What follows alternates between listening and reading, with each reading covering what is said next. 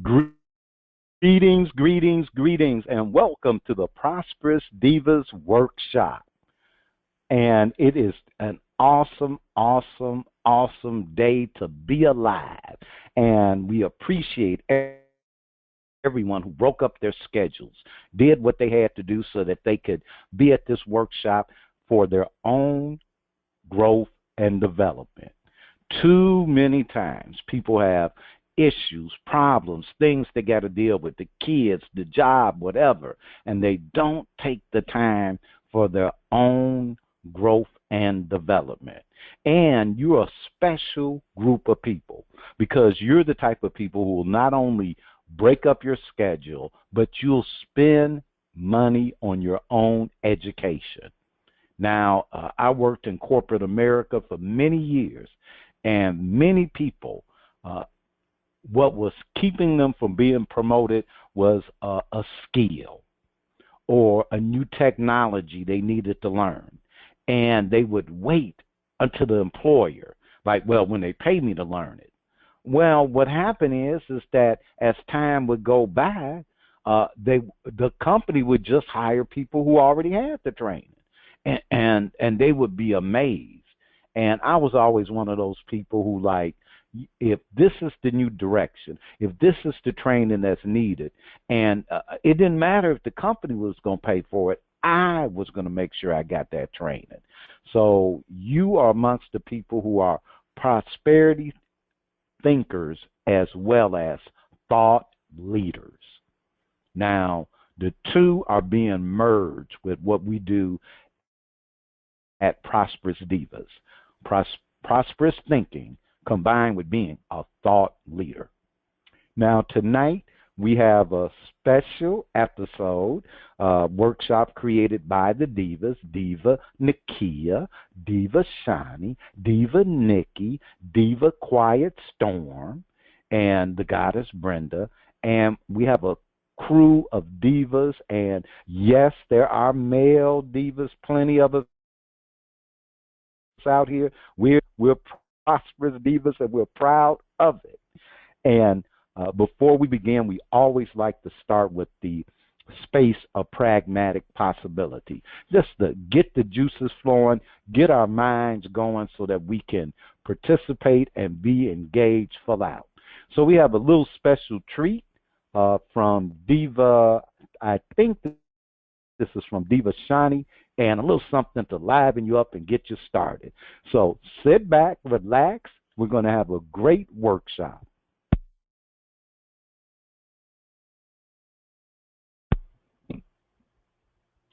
The breakup.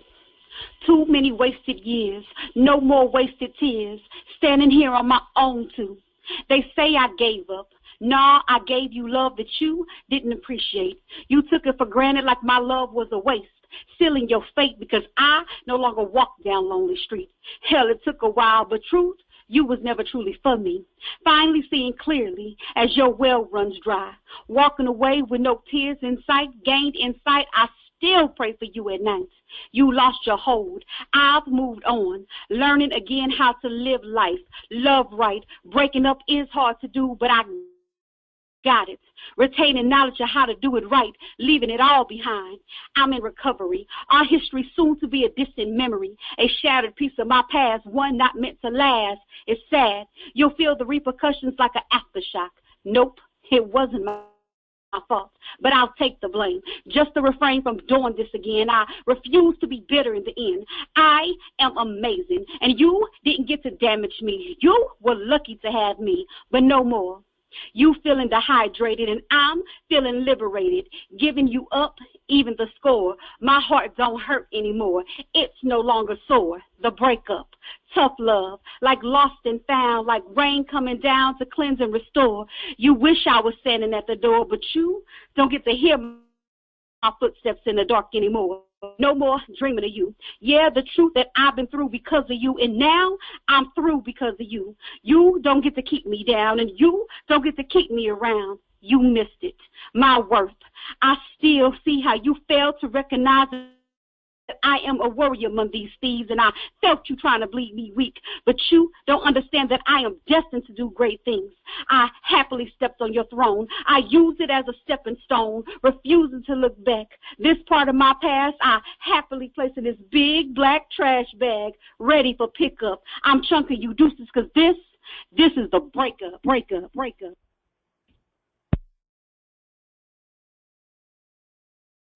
Snap, snap.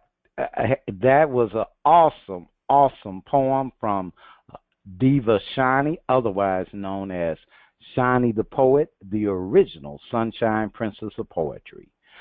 Tonight's workshop. Now, tonight, we're looking at we're looking at complaints and superstitions. Are your favorite complaints running the show? Are your complaints telling you what to do?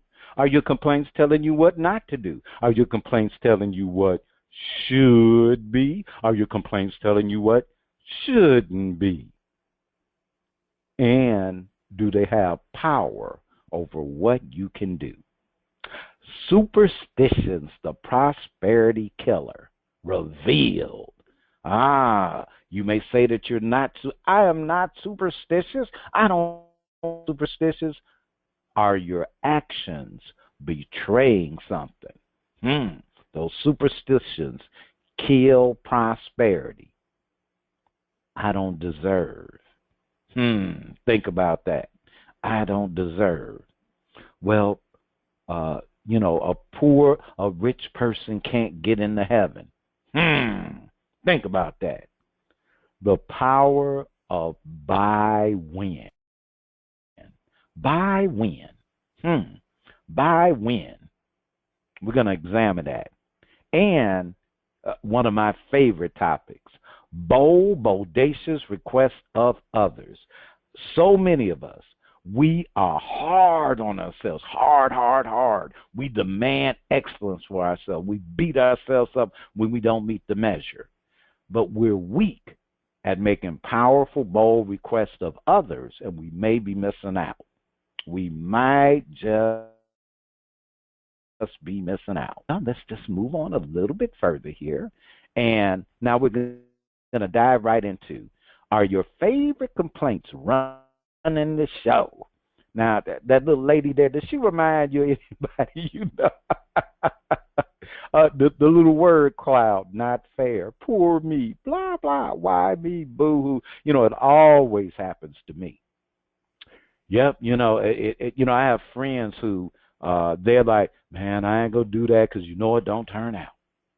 Wow. So they've already created that in the world. It's not going to turn out, so why even bother? Now, we're going to look at a particular kind of complaint, because there are complaints that they are legitimate complaints. They're totally legitimate, need to be addressed. 9 times out of 10, that's the complaint you will get addressed. If you get your telephone, light bill, or any bill, and you see that there's an error, and you're like, whoa, wait just a minute, they overcharged me. Now, most of us will pick up the phone, call that person, and call that company, and get the complaint. Hey, look, you overcharged me, I want my money. But see, there are other complaints. Now, many times as we do the work to expand our business, grow our profits, or take care of the client, we have complaints. Now, sometimes we acknowledge those complaints, either verbally or by our actions. Other times through innuendo or lack of action, we acknowledge those complaints. Either way, these complaints can be debilitating and become barriers keeping your highest and best from being manifested. Now, all of our complaints, especially in business, and the reason I say especially in business is because we're focusing on prosperity, wealth, but you can substitute business for relationships, entrepreneurship, creating wealth, because the complaint has a certain nature. Now, all complaints are not created equally. Now we have our, I'll say our ordinary complaints. The bill was incorrect. Uh, your child is not working hard enough to get the good grades in school. And now that might be a persistent complaint, but ordinarily type complaints. Now we're going to have an inquiry about a specific type of complaint, the persistent complaints. So there's one thing when when you're upset with your child for not studying hard enough. Now, when every day you got the same complaint, that was persistent. If you look up and you had the same complaint for 3 weeks, there's something there. Now, these are the complaints you may or may not give voice to, but you know in your heart of hearts they exist, and they have existed for more than a few days. So this is not the complaint about the grocery clerk bagging your groceries and putting the eggs at the bottom of a bunch of cans. Okay? These are the complaints you've had a while. Now, we want everyone to take a few minutes, take out a sheet of paper. We want you to write down all your persistence complaints. And we want you to break them up into categories: money, romance, health, relationships, work, or business. Now, we want you to put them in the, whatever the complaint is. If you have complaints around money, I don't have enough money. It seems like I'm working all the time, and the more I work, the less I take home. Bills, bills, bills. You might have whatever has been persistent. Romance. You might have complaints around romance. I wish she would. I wish he would. I wish she wouldn't. I wish he wouldn't. But it's persistent complaints. Persistence. So we're not talking about the complaint where the couple has been married for 50 years and the wife says, I've been trying for 50 years to get that man to tie that tie right. That is not really a complaint. That is called loving somebody. So we want you to, these are persistent complaints. And again, we want you to break them up into categories: money, romance, health, relationships, work, or business. Now, as you're writing your list, and you may have put a few things down, as you're reviewing your list, I have this question: what have you been putting up with, trying to change or fix, or pretending is okay? So you may have a complaint about your job and and specifically your salary. And your complaint is that, hey, Joe got a nice fat raise, and when it came time for me to get a raise, I was passed over. And it's been gnawing at you for 3, 4, 5 months. I'm working my behind off, and Joe is just kicking back here, racking in the dough, and I got to bust my behind. Okay? And when you see Joe, you're smiling. You're putting up with that you're really not happy with the situation. You see the boss. Hey, it's okay, boss, but that it's not okay. So we want you to review your list and see what you have been putting up with, trying to change or fix, or pretending is okay. It's okay. It's okay. But you're pretending that it's okay. All right? Now, one of the things that one of the things about a persistent complaint is that you get something out of it. You get something out of a persistent complaint. And one of the things that you get is what we call a payoff. Now, one of the payoffs is I'm right and others are wrong. That's right. I'm right, you're wrong. I can justify my actions and invalidate your actions or the actions of others. It's really wrong, and I'm really right that it's really wrong, that Joe was able to get that big raise and I was passed over. And I'm right that that's really wrong. Now, I can justify my actions and invalidate your actions or the actions of others. Well, you know what? I'm not going to that company party with all those old people who, they don't care, they don't judge me. I'm not going to participate in. No, I ain't going to that dinner. Why should I? The way I'm being treated. I can dominate the conversation and not have to hear the other side, or avoid being dominated and have to listen to another's point of view. Avoid responsibility. When we're being right about our complaints, we get a payoff. Now, what are the payoffs you now see that you're getting from holding on to the complaint? What are some of the payoffs that you might see? And you want to look at, again, you get to be right. You get to justify your actions and invalidate others. You can dominate the conversation and not hear anything on the other side, so that you can avoid being dominated and listening to their point of view. So you get to avoid responsibility. Now, and that's the biggest, is that you get to avoid the responsibility. Now, you may have people in your life who they complain, and they complain, and you go, look, I'm tired of this complaint. And you go, and you look, and you say, well, here's their complaint. Hey, here's how this complaint can be resolved. And you go to the person because you're happy. Look, I can give them here's the solution to this complaint, and I don't have to hear it anymore. And you go and give them the solution, and then they argue with you about it. Now, that's a telling hint that they're getting something out of that complaint. They like that complaint. See, back in Chicago, and I grew up in Chicago, sometimes the Chicago accent comes out. Sometimes the Texas and Arkansas accent comes out, but either way, I'm speaking. But I grew up in Chicago. Now, way back before my time, they had, they had Al Capone and the gangsters and the syndicate and all of that. Well, what they had was what they would do is you would go to the candy store, and there'd be Ma and Pa in the front of the candy store. Sweet little couple, they got the candy and all of that.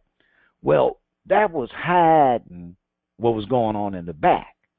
See, in the back, we got the drugs, we got the gambling, we got the women and the men and the stuff that, you shouldn't be doing. We partying back in the back here. But in the front, the thing about a persistent complaint is sort of like a front, a facade.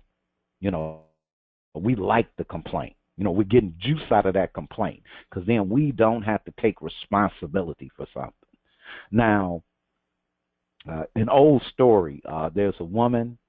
She was, married, good church-going woman, and she go to church, and her complaint was that her husband was a drunk.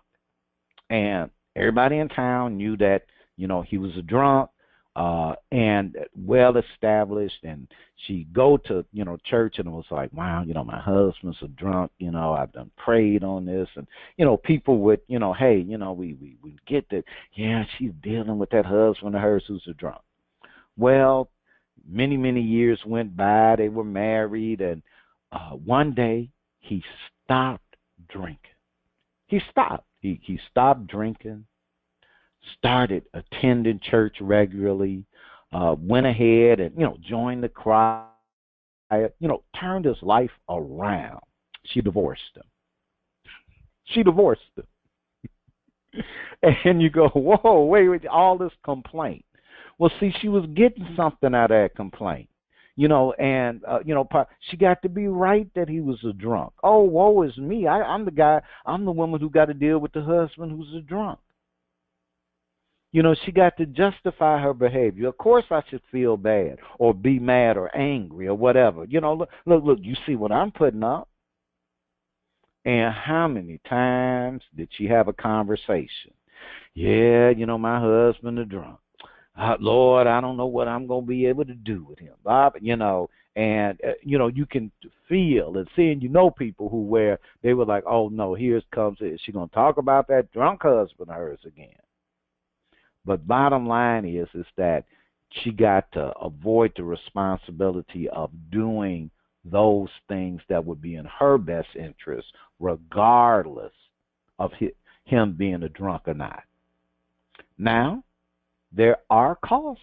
There are costs. There are costs. There are costs.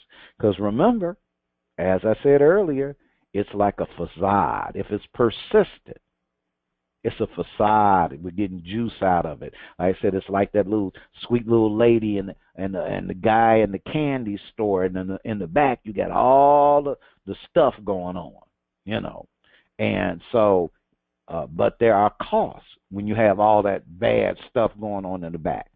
Sometimes they get raided. They get raided. So now you got the sweet little couple. Now they swept up with the law. Whoever was back there doing the illegal, drinking and the women's and the men's and stuff and the gambling. And so there are costs. Now, when you have a persistent complaint, a complaint that you steadily bring it up over and over and over again, yet when people give you a solution, you got an argument against it, why it shouldn't go. You getting something out of it, and there are costs. Now, it costs. One of the biggest costs is health and vitality. You spend a lot of energy keeping that complaint in place. A lot of energy, and it wears on you. Complaints wear on you. People say they want to be stress-free, but they don't want to give up their complaints. They want to keep the complaints, which is what kind of adds to the stress. But see, they're right about the complaint. So your health and your vitality. Love. Another cost is love and joy. Now, when you're complaining, and I'm not saying you got a drunk spouse or whatever, but there's not much joy going along if I'm complaining about a person or a situation. They can't be present at the same time. And you may love someone. You may love what you're doing, but you'll start eating away with it, that love and joy, by finding complaints around it, with it, what you have to do for it. Freedom and power. When the complaint runs you, you have no power. Like that little candle going out, the complaint runs you. Now, you get to be right, but then the complaint gets to survive. And the complaint is impacting the decisions, what you want to do, should do, can't do, must do. The complaint says, because the complaint wants to survive. And it starts robbing your power. I got a little circle here. More work, stress, lack of focus, poor quality of work, errors, more work. You start being in a vicious little circle, because the complaint is running the show. And you're not going to let go of that complaint because you're getting stuff. You get to be right. Hey, you know what? I get to be right. Okay? Nope. And, my opinion is more important than resolving the issue, especially if I might look back. Oh, that's all it took. Oh, my God. That starts impacting us. Now, they did a little experiment, and where they have rats, put them in a maze, and they put cheese. Okay? So the rats go through the maze, they're searching for the cheese, and of course, in one of the little doors, there's the cheese. So the little rats, they go in, nom, nom, nom, hey, cheese, nom, nom, nom, nom, good, I got the cheese. And, they let them out. Well, they get them trained that the cheese is going to be at that door, at the end of the tunnel. So they open the door, they open it up, the rats run out, but this time they're taking the cheese out. So but they go to the tunnel. They go to the door. Hey, where the cheese? What? Cheese was here yesterday. Where the cheese? So they do it again. And the rats, go through the tunnel, and they look and they go, oh, cheese right, and they go to that door and still no cheese. Still, wait, where the cheese? Where the cheese? Well, there's a point where the rats go, no cheese. And they stop going there. They just start looking in other tunnels. They don't even bother. They go, no cheese. The difference between us and a rat, we'll still keep trying to find that darn cheese. We will go, hey, with some cheese there 20 years ago, we still trying to find the cheese. Now, they have if you've ever been to a zoo, you see monkeys. You see monkeys, and and at circus they have monkeys. Well, the way they catch monkeys is they have like a big barrel that they've cut out, and in the barrel there's like a pole with a banana stuck on it. Okay? Now, the monkey sees the banana, and the monkey says, oh, okay, hey, banana, I got me a banana. And it goes, and it puts his hand inside the barrel to get the banana. But see, that banana is not coming loose. No matter what they do, that banana is going to stay right there. So they're trying to pull the banana, and they're like, nope, the banana's coming. The banana's coming. Well, while they're trying to pull, and they're pulling because they're going to get that banana, bop, they hit the monkey over the head, throw him in a little bag. Now he's at the zoo. Now, many of us are like that monkey. We are so right that if it costs us our health, love, joy, but we are right. People get divorced, lose great jobs because I got to be right. Now, as we said, the biggest payoff from having a consistent complaint is you get to avoid responsibility. So right now, I'd like you to take, now we had that, I had you write down all your complaints, all the complaints you could list, think down, and you can carry on this exercise, after this workshop tonight. But what are the costs you now see for yourself from holding on to this persistent complaint? What are the costs? What's it costing you? And you want to look at the categories: health, vitality, love, joy, freedom, power, full self-expression. You fully expressed as you, who you are, for what you do, for what you know with this complaint going on. Or is it keeping you in the matrix? That self-imposed matrix. So you want to be able to look that down and break that up. You want to look at what's the cost. Now there are payoffs. Like I say, you get to be right, and that's ultimately to be right.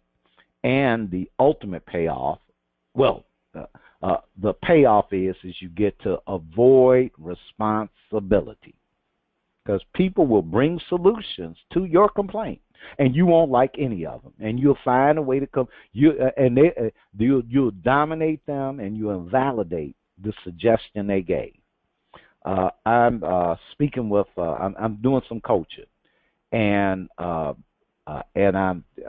person, what they need to do is they are measured based on their, what we call their commit performance. And what that is simply, if I say that I'm going to work 4 hours from 8 a.m. to 12 p.m., that you work those hours, not 8:05 to 11:55 or 7:59 to 12,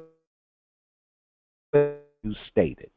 And they were looking at like, wow, I'm only like at 78%, and we have all these tech issues, we got all these problems. And I said, look,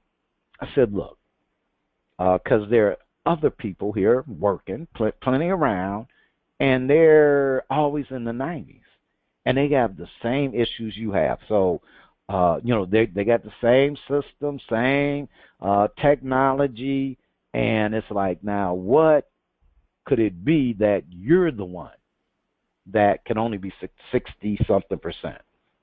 And you're there. And I said, okay, here's an easy, okay? I said, look, what I want you to do is that when you come into work, instead of logging in to the systems right on time, log in 5 minutes early. Oh, what will that do? And I'm like, whoa, wait. Now, 5 minutes? And now, I don't know what it'll do. But how about you try it first? Now, a week later, I see them and I'm like, how things going with the percent? They said, I don't know. But I started logging in, 5 minutes early, so I'd make sure I started on time. And my percent is at 85. Well, are you doing anything? The only thing I'm doing different is logging in 5 minutes early. Now, I'm going to tell you this. That was not a trick. Oh, we'll see you log in 5 minutes. What that was, he started being responsible. And when you start being responsible, guess what? You get your power back. And things start happening for you. Now, we covered a few things during this session that we want you to look at. And we're going to take a little, let's say, I think this is going to be about a 5-minute break. And so that you can kind of look over the first part of the workshop. Now, we want you to review your list, and we want you to select the 3 most important issues, your 3 biggest complaints. And next to each issue, we want you to create new actions you can take to resolve the issue. If you choose to be reasonable. Now, your mind, let me tell you, your mind will try to tell you that it's too hard, can't be done, it'll complicate it. Well, I have to do all these things. Most of your important issues, your biggest complaints, can be resolved with one conversation. I didn't say you would like the conversation, that the conversation would go with ease, that everybody would all be smiley. But if you go ahead and, as we said, if you go ahead and actually look at the list, look at the complaint, again, more than likely, one conversation or 2 will resolve it.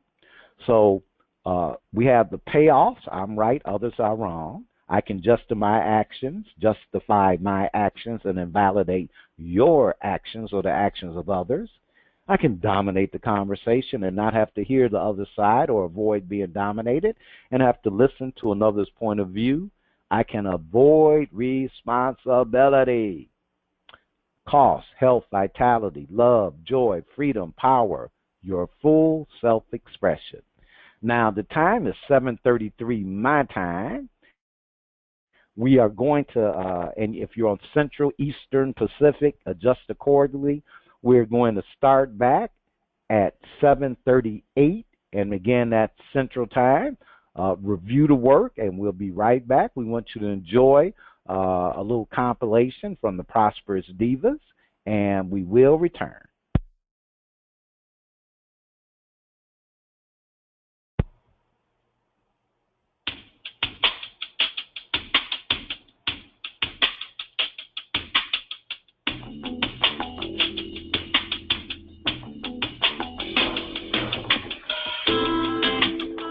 Don't know what to say. My words get in the way when you're loving on me. Treat me like a queen. I get butterflies. Make me wanna stand up and testify about you and I.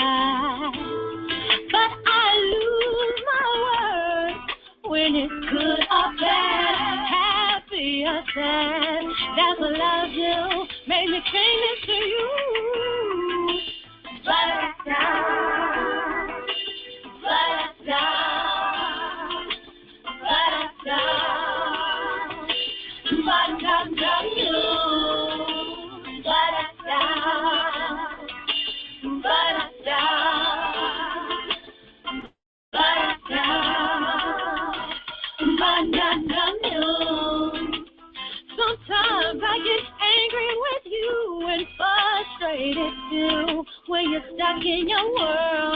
and forget how to treat your girl. But love ain't a smooth ride when that's due to satisfy with different desires. But I lose my words when it's good or bad, happy or sad. All I can do is utter this for you. Ba-da-da, ba-da-da, ba-da-da, ba-da-da, ba-da-da,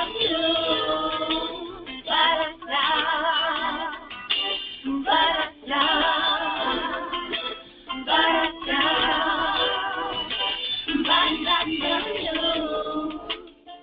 I don't know what to say. I lose my words when you're loving me, baby. I don't know what to say. They say if you ain't got nothing nice to say, just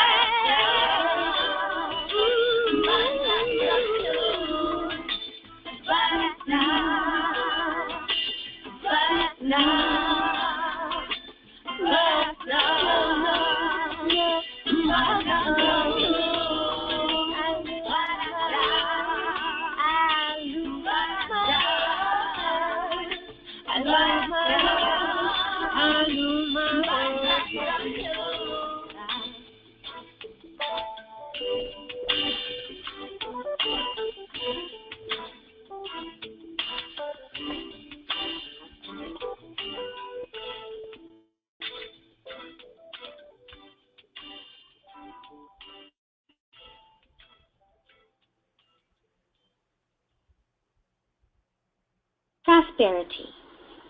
Attuned to prospering ideas, I draw my good to me. How can I draw more good to me? Well, I can by focusing my thought on God and listening as my Creator speaks to me of abundance. I am being shown the way, and the way begins with right thinking. My thoughts are powerful agents for bringing more good into my life. In prayer, I become more and more attuned to the goodness of God and to the prospering ideas that I receive. God knows the dreams of my heart and gives me the thoughts and ideas that show me the right steps to take to bring those dreams to fruition. I draw my good to me. Like attracts like, and thoughts of abundance bring abundance into every area of my life. I am truly grateful for all my blessings, both seen and unseen. Psalm 21:6 says, "You bestow on him blessings forever. You make him glad with the joy of your presence." Prosperity.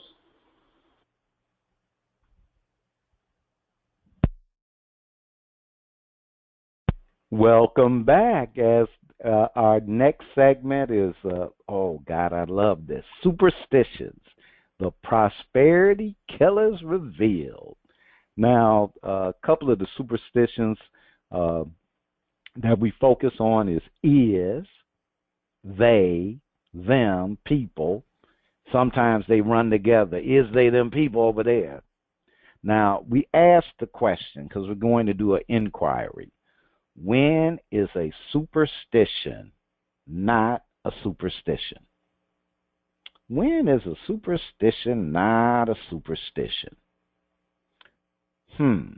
Let's think about that for a second. When is a superstition not? I mean, it's a superstition.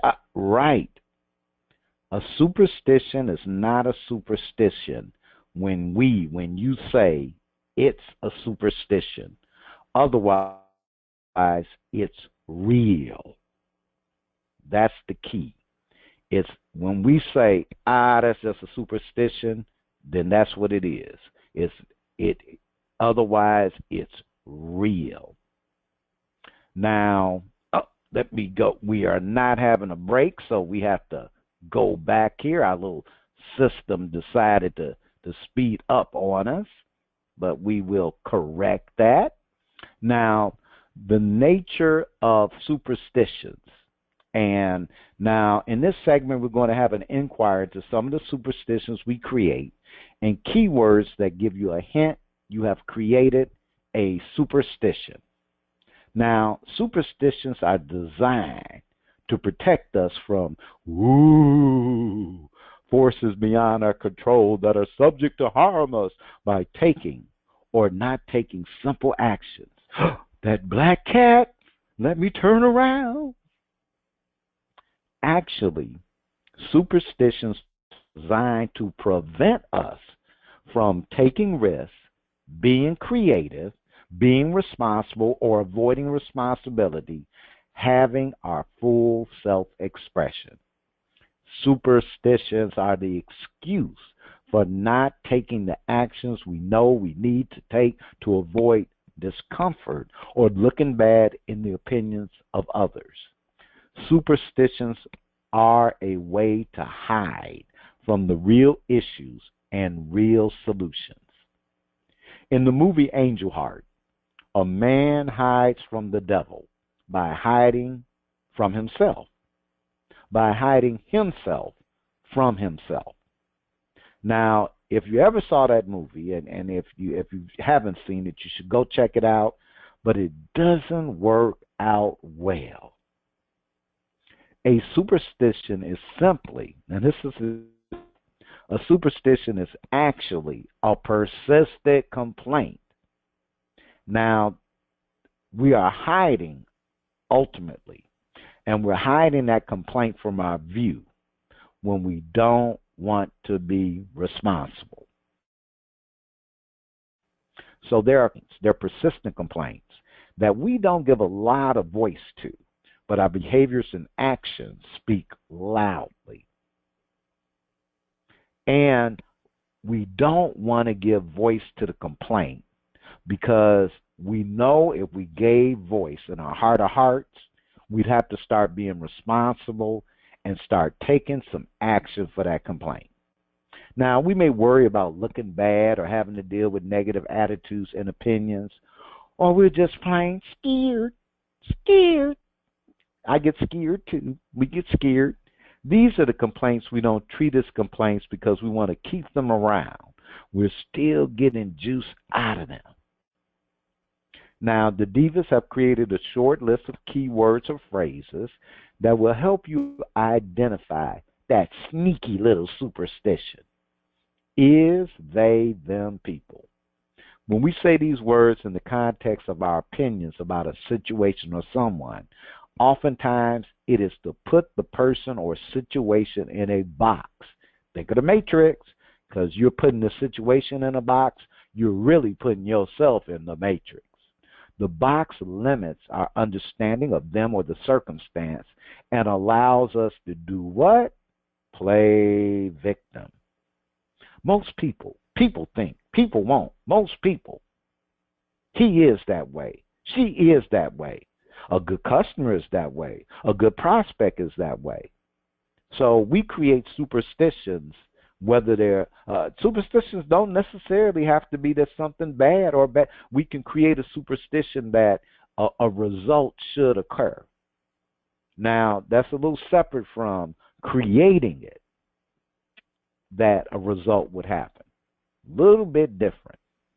But just to kind of, now one of the superstitions that I had a superstition about what I had to do. And I'm working at this company, working for the really great company.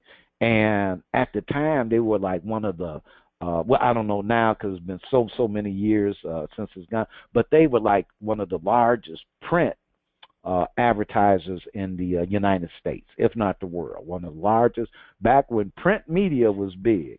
And I can't mention the name of the company, anything, but they were in the world of collectibles. And if you saw Great Granny, she had like these plates and the little dolls and all that stuff, and they were in that world. And they were like big time, really, really great, and really great.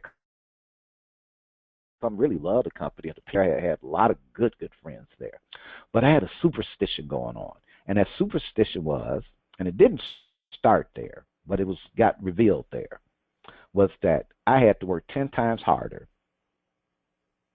than white folk to be equal. I had to work 10 times harder than white folk to be equal. Now, growing up as a kid, my parents would say, hey, you have to work harder than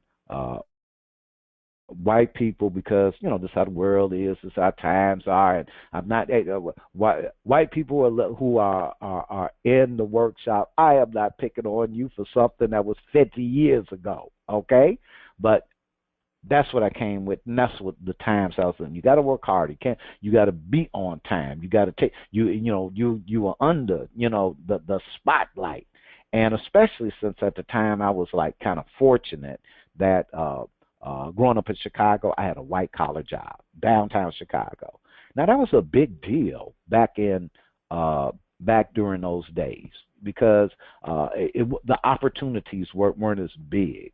And, I'm a young man, I got that. But, man, my parents, blue collar, hey, you got to work you got to work harder. Somewhere in there, I made it 10 times harder. So I would go to work and at this, wonderful company. I'd go to work and I'd be there early. I would leave late. I'd go home and put in another 20 hours, and then on weekends. And somewhere in between, I would find time to take my nieces to karate class and to class so they can learn how to, to deaf folks and, have some involvement with my loved ones. And then I'd rush back to work to make sure something was set up. And if you ask me how my life was going, hey, I go great, because hey, I got the right kind of job, I'm making the right kind of money, and so I'm doing the right things for my family, for the job, my loved ones, and so yeah, hey, it's supposed to be, good, yeah, but it wasn't, because in my world, wow.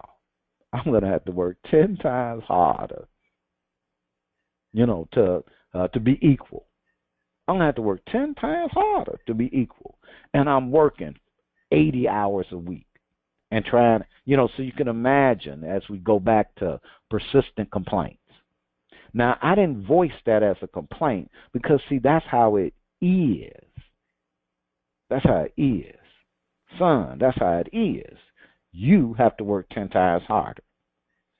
And then one day, I'm having a conversation, and I had done some work, and it came, and the thought hit me, and it was like, wow, you know what? If this is going to be it, I didn't want to do that. And I could see that because of the way the company was going, there would be an opportunity for me to be a manager or something, wow, I could move up to management. And I was like, oh no, because all I do is see them working more. I'm already working 10 times. No. You know what? It ain't worth it. Keep the money. Keep the money. If I got to work, no. Because remember, I have to. Because this is the way. You have to work 10 times harder. Well, something opened up, and the question got asked, well, who said that you had to work 10 times harder? And that's how it is. You black, you got to work 10 times harder. And the next week, for some reason, I could only work the exact amount I could only work 40 hours. That was it. I could not make myself. And oh God, I didn't realize how much I had trained folks because they started, well, Ryan, you leaving? Yeah, I gotta go home. Time, hey, I put in right. And folks was freaking out, man. Well, Ryan, we have such and such, and if it ain't done, hey, I guess I'll be doing it tomorrow. My power came back. I realized how much I was producing. Wow. If you're doing 10 times more than everybody else and you got the stats to back it up, well, what if you only did 5 times? Or, 2 times? Is somebody really going to be upset? Oh, they were upset, but nobody was like threatening to fire me or anything. And turns out I had the best raises in the whole department.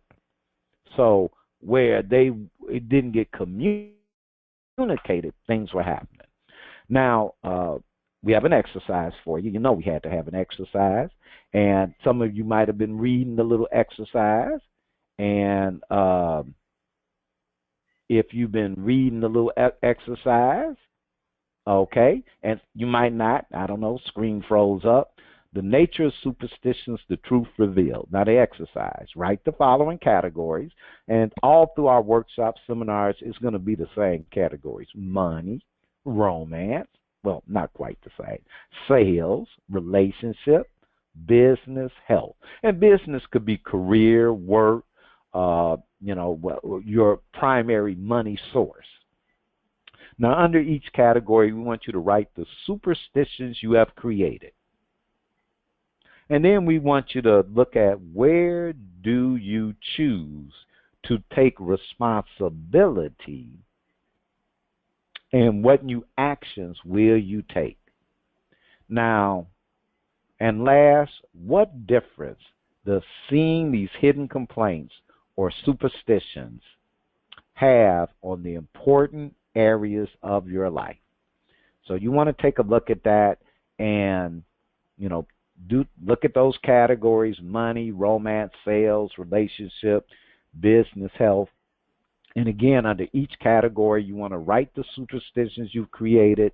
Where are you now, today, going to take responsibility? And what what is the new action that you will take? Now, if your husband or your loved one decides to give up drinking and go to church and join the choir, and you're ready to leave them, you need to look at that. But and you want to see what difference does seeing these hidden complaints or superstition have on the important areas of your life. So if you wrote money, romance, sales, relationship, business, health, but you got other categories, put them down there. Put them down there. One thing I've learned: wherever you are, you happen to be. So, put them on down there. Now, we are going to take a short break while you're working on your list. And now we want you to continue to exercise on superstitions, add to your list. And next to each superstition, we want you to create a new conversation that would have the superstition disappear and leave you empowered. When I had the conversation that who said I got to work 10 hours, not 10 hours, 10 times more than others to be equal, I got that was a superstition I created. I said that. I said it. And if I could say it and have it and live that way, because your words create the world, and you act consistent with that. I created that word. That was like a sentence I put on myself. And the conversation I created was, oh no, sentence over. I am free. I'm working this way. And I eventually did leave that company and went on to a job where I barely worked 40 hours, made twice as much money, got to try. It was really a dream job for me. So we're going to take probably about 2.5 minutes to let you work on your list and enjoy this selection while you're working on it, and we'll be right back.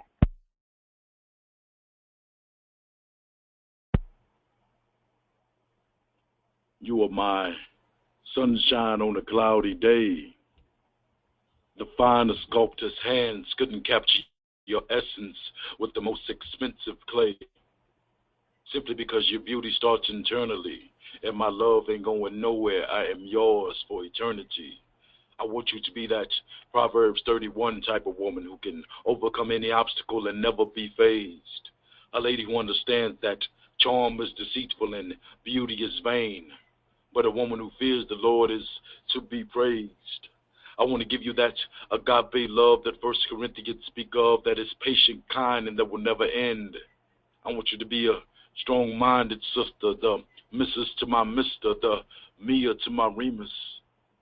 A woman who keeps her eyes on the prize and never lets jealousy come between us. You see, my heart was barren like Sarah's womb until love was conceived, and you made me believe that we could coexist and do this. When I think of how much you cared for me and feel that empty space, I first give it honor to God for His amazing grace. You see, I was a lonely man, afraid of rejection, lacking direction, until you came along and, following the tracks of my tears, wrapped me in your arms and showed me love and affection. Je ne te quitterai jamais et je t'aimerai toujours. Translation, I will love you forever and leave you never. The Lord revealed you to me in a dream. That's how I know we're meant to be together. I can't wait for that day when you're walking down that aisle, wearing the most elegant dress, the same color as your smile. As we take our vows and look into each other's eyes, my mind fast forwards to waking up to a blessing every time the sun rises. Now there will be some challenges along the way. The devil will try to attack us without warning. We may not even see him coming, but I'd rather have bad times with you than good times with another woman. Before I could blink, He blessed me with you, and that's exceeding abundantly above all that I could ever ask or think. Ever since the day I met you, you filled my world with so much love. I prayed for a soulmate, and He sent me a blessing down from up above. My love, I want you to know that I've missed you since birth. Also that I am a real man who understands a woman's worth. Sweet lady, it is your love that I hunger. And I'm willing to wait forever, because what doesn't kill me can only make me stronger. I have been denied the pleasure of your presence, so make yourself seen. And I know your heart can hear me because my pulse is racing. So I'll be waiting for you at the beginning of every morning and at the end of every day. I can't wait for our souls to collide. My beautiful bride, my fictitious fiancé. Do something about it. Today you can decide you will. Today you can do what you decide. Today you do not have to beg or wish or wait for permission. Today you can do what must be done, what you would love to get done. Your dreams have teased you long enough. Today you can act to make them real. You've avoided your best possibilities all too often. With your efforts today, you're able to push them into reality. Transform the disappointments of the past into determination. Take the energy from every feeling and point it all in a positive direction. One moment ends, another begins, and you can make use of every one. Ask yourself what you love and treasure, and today do something about it.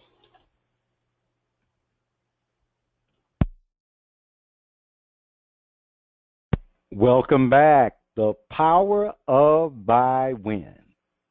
If the occurring world is strange or difficult, everyone will experience a level of strangeness or difficulty.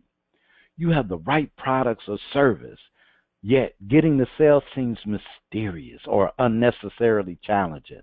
You may even notice your sales or cash flow is declining.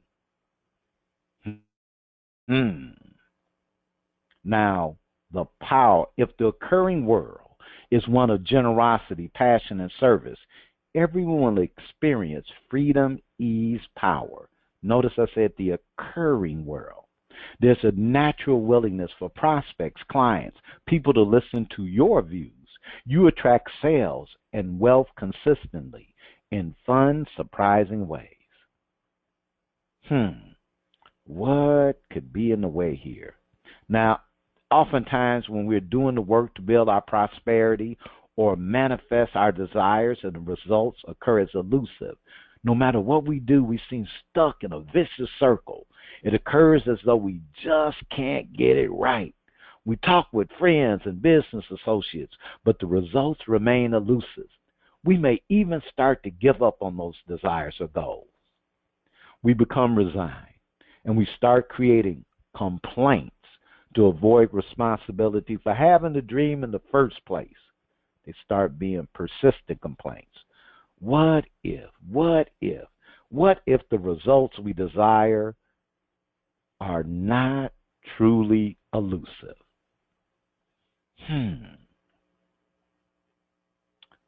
Oftentimes, we're not producing the results we desire because we are producing the results consistent with the vagueness of what we say we want to accomplish.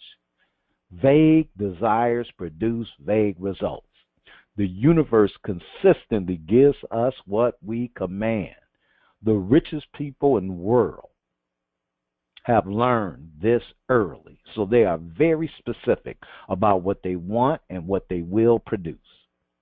In business, have you ever promised one set of results to a client, produced the results, and then were totally unhappy with the results or felt you underdelivered? Have you ever worked your tail off to get a client, and when the project was completed, felt you were totally underpaid and underappreciated for all the work you did? When we are vague about our desires or what we are going to accomplish, we become the victim of the occurring world instead of the master. When we're being vague about our desires or goals, it is to avoid being held accountable for the results. We want to be right, so we are vague to avoid being wrong. Problem is, being vague inherently creates bad results, a la vicious circle. It may seem like we are being specific, but we are not, and that allows for the creation of a world that has it occur that we are victims at the mercy of the world out there. When we are vague and we allow others to be vague, it creates an occurring world of lack, want, fear, confusion, and even mistrust. Tasks become hard. Molehills become mountains. Briefly, young lady wants to do business with me, wants me to get involved in her business. And she's giving me all the work, oh God, this is a great business. I asked a simple question. Well, how much money do you intend to make in your first 12 months? She looks at me weird and she says, well, I don't want to limit myself. I knew right then and there that was not somebody I could do business with. Because when you're being vague, when you're not willing to put your word, what are we doing? Where are we going? Vagueness has a cost. And for her, I wasn't going to do business with her. Now, the power of buy-win. One of the quickest ways to eliminate vagueness is to start using buy-wins. A buy-win is a specific date and time a request or action is to be fulfilled. People avoid using buy-win because it allows them to be ambiguous. When it comes to producing a result, it gets them off the hook, keeps them from being pinned down. Now, prosperity thinkers and thought leaders use buy-wins powerfully. A buy-win will quickly let you know how serious someone is about a project or completing a result. It allows you to hold yourself and others accountable. Buy-wins allow you to plan your actions with integrity and work with a team powerfully. Buy-wins provide freedom from uncertainty and vagueness and give you power in choosing your actions. Buy-wins are a cornerstone in producing specific, measurable results with velocity. Smears. Around the Prosperous Divas and seminars, workshop, and soon to have the Prosperous Divas Academy will be coming your way in fall 2016. We talk about smears, and we love smears. Those are specific, measurable results, and we have a whole technology around that. Now, we want you to take some time. We're actually not going to take a break, so we're not going to be able, because of time. I ran long. I apologize. So you're not going to be able to do that, and no, it's just too long. Can't do it. But what we want you to do is look at your list of complaints and superstitions, and write next to each by when the complaint will be resolved or the superstition disappeared. Okay? So that's what we want you to do. I do apologize that we're not going to get that break in, but we are going to move to our final segment for tonight. Bodacious, request of others. Now, asking for more than you think you deserve. Have you ever asked for a raise and asked for what you thought you could get instead of what you felt you deserved? Have you met with a client and haggled over the prices of your service and regretted lowering them? When it comes to getting paid, making the big bucks, you can be either cheap or unique. Now, another wealth building secret the Divas discovered just for you is ask for way more money than you think you deserve. That is a big one. Ask for more money than you think you deserve. Now, we're going to mention a little bit about the occurring world of prosperity. Okay? Now, remember that distinction, the occurring world. And if you don't get it, you're going to just have to come on back and be in some of our other sessions. Asking for way more than you think you deserve creates a powerful context for you to negotiate the money. That's right. If you think you deserve $10,000 for a project, ask for $50,000. If you think you deserve a 10% raise, ask for 30%. If you want a $50,000 investment, ask for $250,000. Ask for way, and see, that's going to be outrageous for a lot of you. It's like, they're going to think I'm crazy. How will I look? You know, we had the last workshop, looking good will cost you money. How would I look asking for that? Well, you create an occurring world, and people have to respond to how you created it. So if you created it that, hey, for this project is $10,000, they already know that, look, you already have your wealth pegged at $10,000. Now, they may not want to pay the $10,000. They may feel the project should be paid less. But you can speak to how they need to pay you more. Because it sets the context. You have the power. You're in control. Really brief share. I landed the job of my dreams. You know, I was a tech guy in the computer world, landed the job of my dreams, you know. And but it was the day they had already said, look, we're going to hire you. We love you, but we got to talk the money. So I'm sitting up there trying to strategize, okay, look, how much can I get here? Well, I'm making X dollars here. Well, but what I can do is, now I would have been happy if I made $10,000 in income, more. So let's say I was making 50. If they had said 60,000, oh man, I'd be on cloud nine with that kind of 60,000.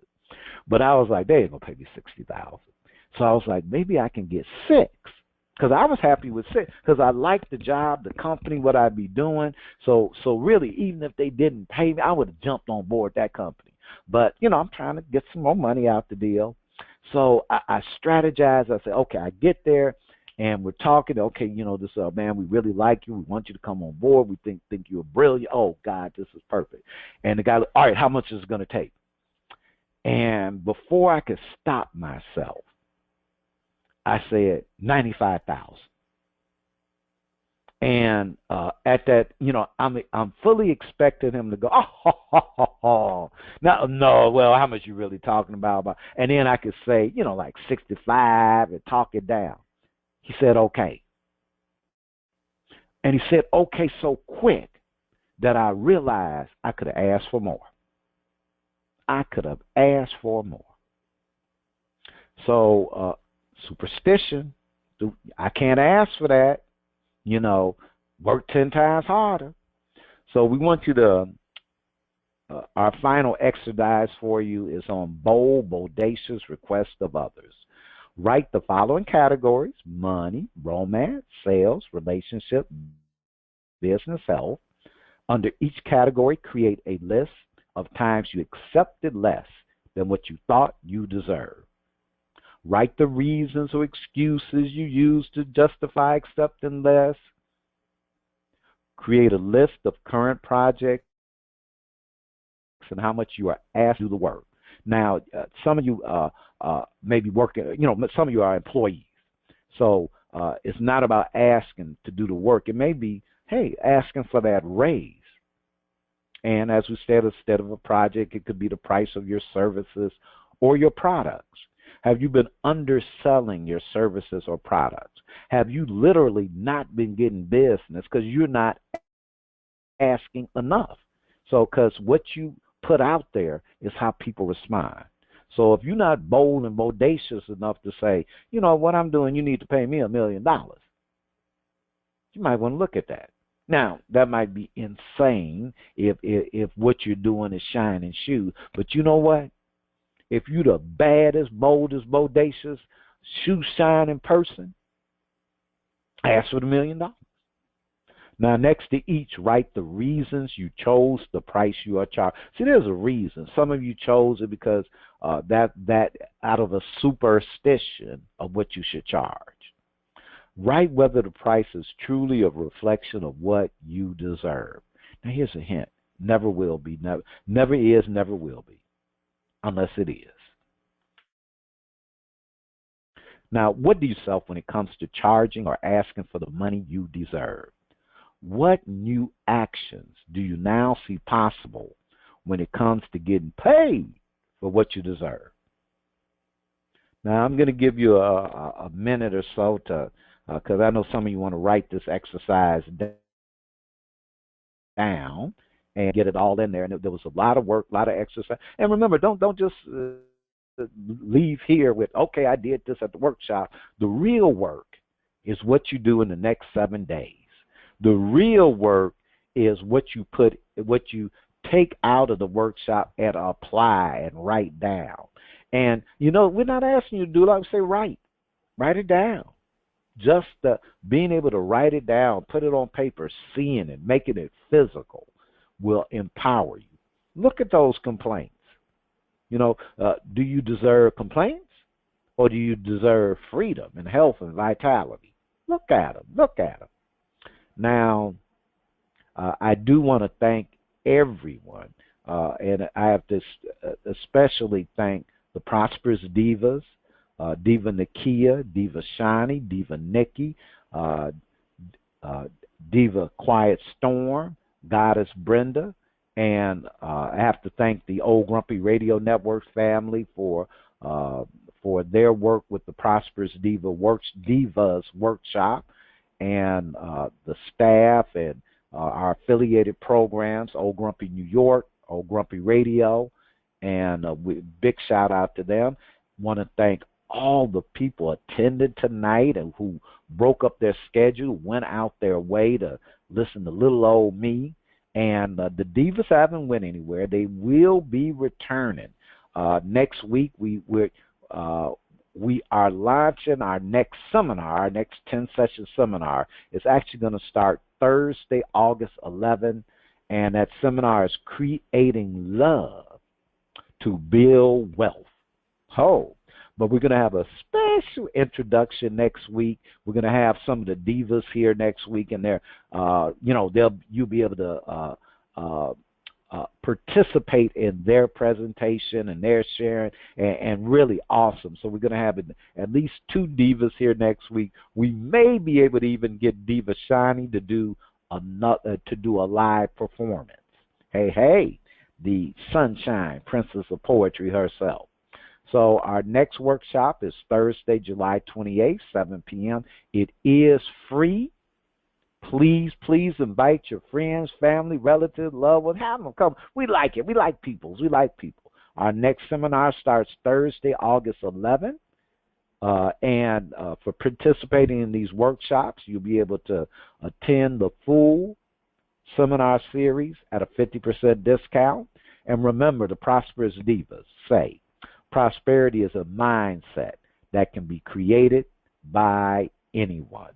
Thank you for attending tonight.